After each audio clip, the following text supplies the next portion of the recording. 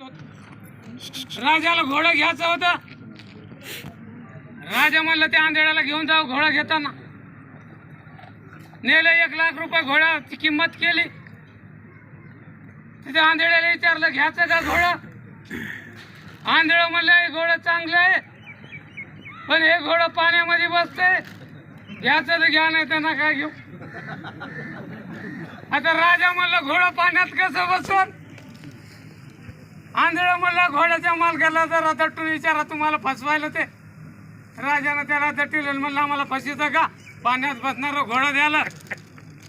ते म्हणलं बरोबर आहे, लहानपणी या घोड्याची आई वारली होती म्हणले, म्हणून हे म्हशीला पेत होतं आणि म्हशी पाण्यात गेलं की हे बी जात होतं आणि म्हशी बसलं की हे बी बसत होतं. याला पाण्यात बसायची सवय झाली. सौदा कॅन्सल झाला.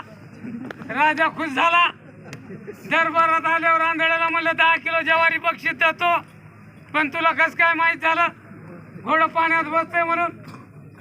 आंधळ म्हणलं राजे साहेब, मी आता घोड्याचा वास घेतला तर त्याच्या अंगामध्ये मला शेणाचा वास आला, म्हणून मी अंदाज लावला की कुठं तरी पाण्यात बसलं, मसड याच्यावर अंगावर हागली म्हणून. त्याला 10 किलो ज्वारी बक्षीस दिली. त्याच्या बाद दुसरी गोष्ट झाली, राजाच्या पोराला पोरगी बघायला जायचं. दुसऱ्या राजाची पोरगी होती, या राजाचं पोरग. आता राजा म्हणला आंधळ्याला घोड्याचं कळतंय तर माणसाचं बी कळत असत. पोरगी बघायला आता याला सांगत देऊ नेलं. या राजानं त्या राजाच्या दरबारात बसले. पोरीनं चहा पाणी आणली, सगळ्यांनी पोरगी पाहिली. पोरगी चहा पाणी देऊन गेली. मग राजा म्हणला पोराचा बाप ही चहा पाणी आणलेली पोरगी होती, म्हणले माझ्या पोराला करायची का. आंधळ म्हणलं मला कुठं दिसतंय म्हणलं. त्या पोरीच्या अंगाला हात लावून सांगतो म्हणले, हात लावू दे अंगाला. पुन्हा बोलिलं पोरीला, आंधळीच्या पुढे उभी केली, पोरीच्या अंगाला हात लावला आणि पोरीला जा म्हणलं.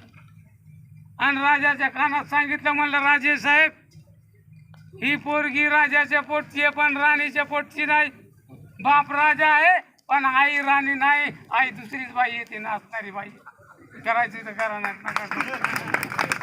विचार ते राजाला म्हणलं. ते म्हणलं हुंड्याचं काय बोला, पण ही पोरगी म्हणले माझी नाचणारी बाईची, मीच बाप आहे, आई राणी नाही.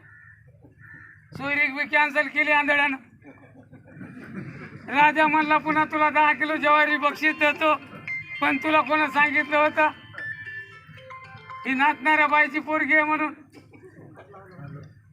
आंधळ म्हणलं राजे साहेब, त्या पोरीनं जेव्हा चहा पाणी आणलं, पायाचे घुंगरं होते, तिच्या आवाजाची चाल नाचणाऱ्या बाईच्या आवाजासारखी होती. आणि दुसरी गोष्ट, त्या पोरीच्या अंगाला हात लावला तर गार उभी राहिली. चांगली बाई अंगाला हात कसा लावली, म्हणून मी अंदाज लावला म्हणले. पुन्हा राजानं 10 किलो ज्वारी बक्षीस दिली. आता म्हणलं माझं भविष्य सांग आंधळा, तुला हुशार आहे, मागलं पुढचं सगळं सांग. आंधळ म्हणलं तुमचं सांगितलं की माझं मुंडकं शाट करता तुम्ही. म्हणले नाही नाही सांग. आग्रह केला. एकांतामध्ये सांग म्हणले. एकट्यामध्ये गेले. आंधळ म्हणलं राजाला, राजे साहेब, तुम्ही राणीच्या पोटची नाही, राजाच्या पोटची नाही, हलकट घराण्यातली भिकार चोटावला ते तुम्ही. म्हणले असं कसं म्हणायला, तू मुंडकं उडीचं. ते म्हणलं माझं चूक असं तर मी फाशी घेतो, फक्त तुमच्या आईला जाऊन ही गोष्ट विचारा.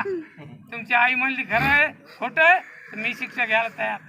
राजा गेला त्याच्या आईकडं आणि म्हणलं आई, आंधळा असं असं बोललं, मला खरं काय ते सांग. त्या आंधळाचं मुंडकं शाट करायचं.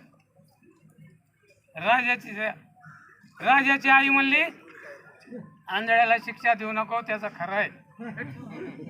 एका युद्धामध्ये राजा मारला गेला, गादीला कोणी वारीच राहिलं नाही, मला मुलगा नाही राहिला, कोणीच नाही राहिलं. तेव्हा मी खोटं सांगितलं गरोदर आहे म्हणून.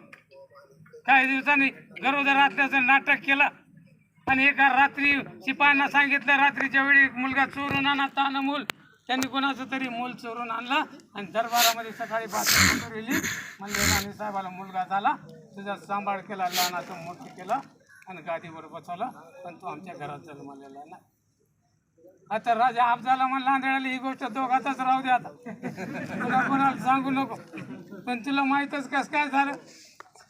आंधळ म्हणलं राजे साहेब, घोडा घेताना तुमचा 1 लाखाचा फायदा केला तर तुम्ही 10 किलो ज्वारी बक्षीस दिली.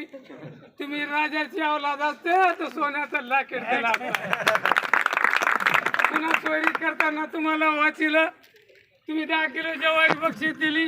राजा राणीची औलाद असते तर 10-5 एकर जहागीर दिली असती. तशी आता कोणी म्हणतात साहेब लोक मी बी शेतकऱ्याचंच आहे.